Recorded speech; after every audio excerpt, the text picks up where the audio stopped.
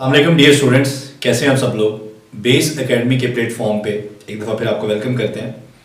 बच्चों, आज हम सेकेंड ईयर फिजिक्स का जो सबसे पहला चैप्टर है हमारा चैप्टर नंबर 12 इलेक्ट्रोस्टैटिक्स, उसके शॉर्ट क्वेश्चंस को हम डिस्कस करेंगे। तो स्टार्ट करते हैं हम from the first short question. तो जो सबसे पहला शॉर्ट क्वेश्चन है हमारे पास चैप्टर नंबर 12 में, वो है the potential is constant through a given region of space. इनकी कोई जगह है आपके पास, ठीक है। लेट सपोज हमारे पास ये कोई आर्बिट्रेरी जगह है। इन दो पॉइंट्स के दरमियान जो पोटेंशियल है, इलेक्ट्रिक पोटेंशियल, वो कांस्टेंट है। Is the electric field zero और non zero in that region, explain. तो क्या इस रीजन में जो इलेक्ट्रिक फील्ड है वो जीरो है या नॉन जीरो है, यानी कि वहां इलेक्ट्रिक फील्ड है या नहीं है। बच्चों, आपको पता है इलेक्ट्रिक फील्ड कैसे डेवलप होता है। अगर हमारे पास दो पॉइंट्स के दरमियान पोटेंशियल डिफरेंस हो, मिसाल के तौर पर ये दो पॉइंट्स हैं ए और बी, ठीक है। पॉइंट ए का पोटेंशियल ज्यादा हो पॉइंट बी से, या पॉइंट बी का ज्यादा हो पॉइंट ए से, अगर इन दो पॉइंट्स का पोटेंशियल डिफरेंट होगा तो इनके दरमियान एक पोटेंशियल डिफरेंस क्रिएट होगा। उसकी वजह से इनके दरमियान एक इलेक्ट्रिक फील्ड डेवलप हो जाएगा। लेकिन अगर इनका पोटेंशियल दोनों पॉइंट्स का सेम है, ठीक है, तो फिर इनके दरमियान कोई इलेक्ट्रिक फील्ड नहीं होगा, ठीक है। तो ये इसका आंसर है जी। The electric field is defined as the negative of gradient of potential and given by, ये देखें इलेक्ट्रिक फील्ड जो है वो क्या है, पोटेंशियल ग्रेडियंट, ठीक है, या ग्रेडियंट ऑफ पोटेंशियल ठीक है। इसमें अब ये इस एक्सप्रेशन में आपको ये नजर आ रहा है del V, change in potential, ठीक है। if potential is constant in any given region of space, say S, ये कोई हमारे पास सरफेस है, इसको आप S कह लें। तो इसमें दो पॉइंट्स के दरमियान, दो पॉइंट्स हमने सेलेक्ट कर लिए, उन पॉइंट्स के दरमियान जो पोटेंशियल है वो कांस्टेंट है। अगर पोटेंशियल कांस्टेंट है तो चेंज इन पोटेंशियल क्या होगा, जीरो, क्योंकि पोटेंशियल कांस्टेंट है। अगर पोटेंशियल कांस्टेंट है तो वो चेंज नहीं हो रहा, चेंज इन पोटेंशियल जीरो है। अगर चेंज इन पोटेंशियल जीरो है तो डेल वी की जगह यहां पर इस एक्सप्रेशन में हम जीरो पुट कर देंगे, तो इलेक्ट्रिक फील्ड हमारे पास क्या हो जाएगा, जीरो हो जाएगा। तो इसका मतलब है कि इस रीजन में कोई इलेक्ट्रिक फील्ड नहीं है। इसके बाद हम चलते हैं क्वेश्चन नंबर 2 की तरफ। क्वेश्चन नंबर 2 है हमारे पास, suppose that you follow an electric field line due to a positive point charge. बच्चों, एक पॉजिटिव पॉइंट चार्ज है और इसकी वजह से जो इलेक्ट्रिक फील्ड है, आप इस इलेक्ट्रिक फील्ड लाइन को फॉलो कर रहे हो, यानी कि जिस डायरेक्शन में इलेक्ट्रिक फील्ड जा रहा है ना, आप भी इसी डायरेक्शन में मूव कर रहे हो। और आपको पता है कि जो आप इस चार्ज से अवे चलते जाओगे, आपके और इस चार्ज के दरमियान जो डिस्टेंस है वो इंक्रीज होता जाएगा। तो हमसे पूछा क्या गया जी, तो do electric field and potential increase और डिक्रीज। तो क्या इलेक्ट्रिक फील्ड और इलेक्ट्रिक पोटेंशियल, उनकी वैल्यू इंक्रीज होगी या डिक्रीज होगी। बच्चों, साफ नजर आ रहा है, if you follow an electric field line due to a positive point charge, the distance between you and charge will increase। ये देखें, ये पॉजिटिव पॉइंट चार्ज है, ये उसकी इलेक्ट्रिक फील्ड लाइन है, और आप इलेक्ट्रिक फील्ड लाइन को फॉलो करते हुए जा रहे हो, तो जो आप आगे मूव करते जाओगे, आपके और चार्ज के दरमियान डिस्टेंस जो है वो बढ़ता जाएगा।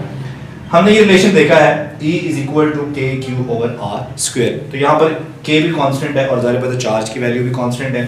तो इसको हम लिख सकते हैं E इज इक्वल टू, के भी कांस्टेंट है तो क्यू भी कांस्टेंट है, हम इसको लिख सकते हैं कांस्टेंट ओवर आर स्क्वायर। तो बच्चों, इक्वल और कांस्टेंट की जगह हम प्रोपोर्शनैलिटी ला सकते हैं। तो electric field is inversely proportional to the distance square of the distance. इसका मतलब है इलेक्ट्रिक फील्ड और डिस्टेंस का जो स्क्वायर है ये इनवर्सली प्रोपोर्शनल है। तो क्लियर हो गया, अगर आप अवे मूव करते जाओगे तो डिस्टेंस बढ़ेगा और इलेक्ट्रिक फील्ड क्या होगा, डिक्रीज होगा, कम होगा। बच्चों, इसी रिलेशन को देखते हुए हम पोटेंशियल के लिए भी रिलेशन लिख सकते हैं।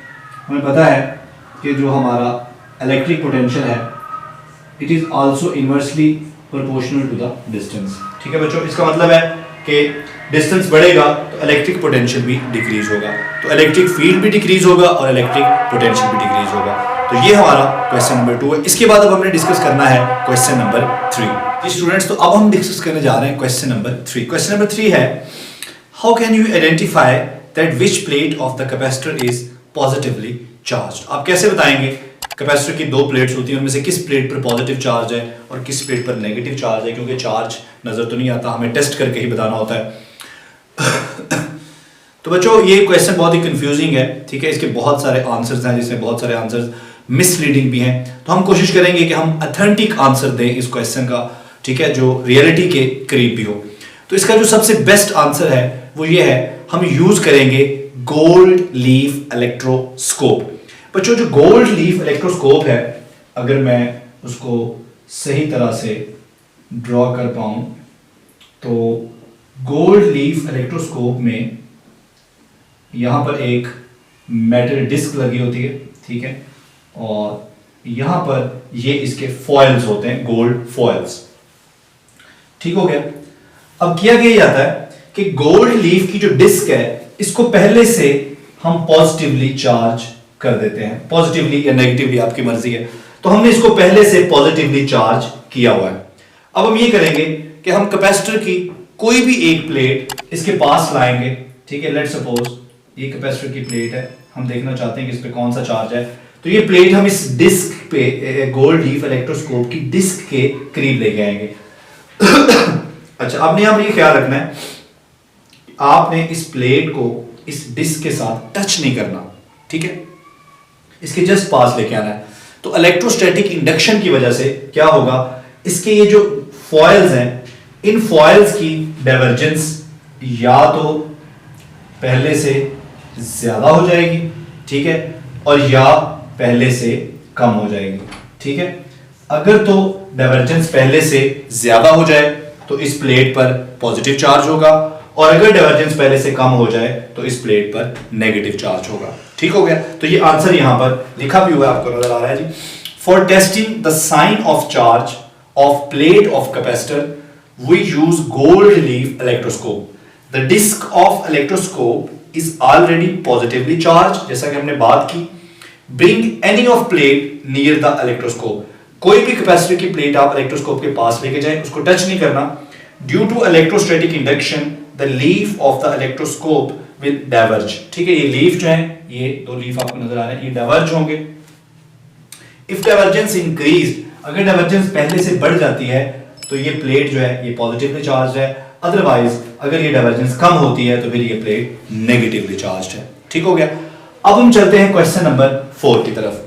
तो क्वेश्चन नंबर 4 जो है हमारे पास वो है, डिस्क्राइब द फोर्स और forces on a positive point charge when placed between the parallel plates. इसमें दो केस हैं, हमसे ये पूछा गया है कि बच्चों हमारे पास दो पैरेलल प्लेट्स हैं, उन प्लेट्स के दरमियान अगर हम एक पॉइंट चार्ज रख दें तो उस पॉइंट चार्ज पर कितनी फोर्स या फोर्सेस लगेंगी, ठीक है। दो केस हैं, पहले केस में ये कहा गया है कि वो जो पॉइंट चार्ज हैं, वो जो प्लेट्स हैं उन पर एक जैसा चार्ज है, यानी कि इक्वल चार्ज है और चार्ज का साइन भी सेम है, यानी कि पॉजिटिव चार्ज है दोनों प्लेट्स के ऊपर। तो ये देखें, इस प्लेट पर भी पॉजिटिव चार्ज है, इस पर भी पॉजिटिव चार्ज है। बच्चों अगर दरमियान में हम चार्ज रख दें तो जितनी अमाउंट ऑफ फोर्स इस प्लेट की वजह से लग रही है इस चार्ज के ऊपर, उतनी ही फोर्स इस प्लेट की वजह से भी लगेगी। क्योंकि दोनों फोर्सेस इक्वल हैं और ऑपोजिट भी हैं, तो एक दूसरे को क्या करेंगी, कैंसिल कर देंगी। तो इस चार्ज पर जो नेट फोर्स लगेगी वो जीरो हो जाएगी। तो नेट फोर्स जीरो होने की वजह से ये चार्ज मूव नहीं करेगा, ये स्टेशनरी रहेगा, ये इक्विलिब्रियम में रहेगा। तो इसको हम यहां से पढ़ भी लेते हैं। When a positive point charge is placed between two plates having equal charge, the point charge will experience equal amount of force from both plates. दोनों प्लेट से एक जैसी फोर्स लगेगी, but forces are equal and opposite. ये दोनों forces equal भी हैं, opposite भी हैं, हेंस कैंसिल ईच अदर, एक दूसरे को कैंसिल कर देंगी, and charge will remain in equilibrium, और चार्ज जो है वो स्टेशनरी रहेगा, इक्विलिब्रियम में रहेगा। अब इसी का केस नंबर 2 हम डिस्कस करते हैं। बच्चों केस नंबर 2 में हमें ये कहा गया है कि प्लेट्स पैरेलल ही हैं, लेकिन अब एक प्लेट पर पॉजिटिव चार्ज है और दूसरी प्लेट पर नेगेटिव चार्ज है, ठीक है। अब यहां पर अगर आप कोई पॉइंट चार्ज प्लेस करेंगे तो ऑब्वियसली ये positive point charge electric field lines को फॉलो करेगा। इलेक्ट्रिक फील्ड लाइंस कैसे होंगी, पॉजिटिव चार्ज से नेगेटिव चार्ज की तरफ। तो इस पर जो इलेक्ट्रोस्टैटिक फोर्स लगेगी उसकी वजह से ये चार्ज भी मूव करेगा from positive plate towards the negative plate. तो यहां पर हमारे 4 क्वेश्चंस कंप्लीट हो गए। अब आगे हम डिस्कस करते हैं क्वेश्चन नंबर 5। जी स्टूडेंट्स, तो अब हम डिस्कस करने जा रहे हैं क्वेश्चन नंबर 5। क्वेश्चन नंबर 5 में हमसे पूछा गया है electric field lines of force never cross why. ये क्वेश्चन मोस्ट इंपॉर्टेंट क्वेश्चन है, मोस्ट रिपीटेड क्वेश्चन है। जितने भी अभी तक बोर्ड के एग्जाम्स हुए हैं उनमें जो सबसे ज्यादा रिपीट हुआ है ये क्वेश्चन, और बड़ा ही इंपॉर्टेंट और बड़ा ही सिंपल क्वेश्चन है। बच्चों, इलेक्ट्रिक फील्ड लाइन जो होती हैं उनकी किसी भी पॉइंट पर सिर्फ एक पर्टिकुलर डायरेक्शन होती है, एक यूनिक डायरेक्शन होती है। किसी भी पॉइंट पर इलेक्ट्रिक फील्ड लाइन की सिर्फ एक ही डायरेक्शन होती है, ठीक है। और वो डायरेक्शन हम किस तरह से निकाल सकते हैं, अगर हम उस पॉइंट पर, किसी भी पॉइंट पर अगर इलेक्ट्रिक फील्ड इंटेंसिटी की डायरेक्शन निकालना चाहें तो वहां पर हम एक टेंजेंट ड्रॉ करते हैं और उस टेंजेंट की मदद से हम इलेक्ट्रिक फील्ड इंटेंसिटी की डायरेक्शन फाइंड आउट कर सकते हैं।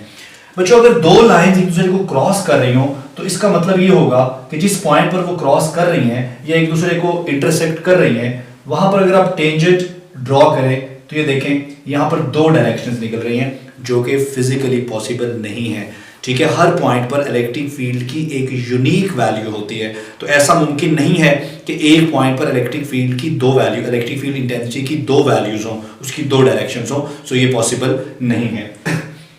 Electric field lines always point in one direction at any point. When two lines intersect each other at that point, indicating that two directions of electric field lines, which is impossible, ऐसा मुमकिन नहीं है। इसके बाद question number 6 जो है हमारा, if a point charge Q of mass m is released in a non-uniform electric field with field lines pointing in the same direction, will it make a rectilinear motion? तो बच्चों यहां पर 3 बातें बड़ी important है। नंबर 1, रेक्टिलिनियर मोशन क्या होता है, ठीक है। नंबर 2, हमने उसको रिलीज किया है, ठीक है। और number 3, non uniform electric field. बारी बारी हम इनको डिस्कस करते हैं। बच्चों, क्वेश्चन ये है कि हमारे पास एक नॉन यूनिफॉर्म इलेक्ट्रिक फील्ड है। अब नॉन यूनिफॉर्म इलेक्ट्रिक फील्ड कैसा होता है, ऐसा इलेक्ट्रिक फील्ड जिसकी या तो डायरेक्शन चेंज हो रही हो, ठीक है, या जिसका मैग्नीट्यूड चेंज हो रहा हो, तो ऐसे फील्ड को हम कहते हैं नॉन यूनिफॉर्म फील्ड। ऐसा ही एक फील्ड हमने यहां पर बनाया, ये देखें, यहां पर फील्ड लाइंस करीब करीब हैं और आगे देखें फील्ड लाइंस दूर दूर हो रही हैं। इसका मतलब है कि ये जो फील्ड है, इस फील्ड की फील्ड लाइंस की डायरेक्शन तो सेम है लेकिन मैग्नीट्यूड चेंज हो रहा है, तो इस सेंस में ये एक नॉन यूनिफॉर्म इलेक्ट्रिक फील्ड है, ठीक है बच्चों। उसके बाद रेक्टिलिनियर मोशन होता है, मोशन इन स्ट्रेट लाइन। यहां पर यह भी इंपॉर्टेंट है कि जब हमने किसी चार्ज पार्टिकल को यहां पर रिलीज किया है तो उसकी इनिशियल वेलोसिटी क्या थी, इस पे भी डिपेंड करता है। तो बच्चों यहां हम सपोज कर लेते हैं कि जब हमने चार्ज पार्टिकल को इस फील्ड में रिलीज किया है तो उसकी जो इनिशियल वेलोसिटी थी वो 0 थी, हमने उसको रेस्ट से रिलीज किया। इस सूरत में क्या होगा, अगर हमने उसको 0 वेलोसिटी के साथ इलेक्ट्रिक फील्ड में रिलीज किया है तो वो बिल्कुल स्ट्रेट लाइन में जाएगा, इलेक्ट्रिक फील्ड लाइंस को फॉलो करेगा और रेक्टिलिनियर मोशन होगा उसका। तो let's consider a non uniform electric field. ये नॉन यूनिफॉर्म इलेक्ट्रिक फील्ड है, the electric field lines are pointing in same direction. In this case, the charge particle will follow a rectilinear path. Charge particle straight line में move करेगा। तो हमारे 6 question यहां पर complete हो गए। अब हम डिस्कस करेंगे क्वेश्चन नंबर 7। स्टूडेंट्स, तो अब हम डिस्कस करेंगे क्वेश्चन नंबर 7। क्वेश्चन नंबर 7 में हमसे पूछा गया है, is E necessarily zero inside a charged rubber balloon if balloon is spherical? Assume that the charge is distributed uniformly over the surface. बच्चों, हमारे पास एक स्फेरिकल रबर बैलून है और उस बैलून की सरफेस पे पॉजिटिव चार्ज है। हमने ये बताना है कि इस बैलून की इनसाइड इलेक्ट्रिक फील्ड 0 है या नॉन 0 है।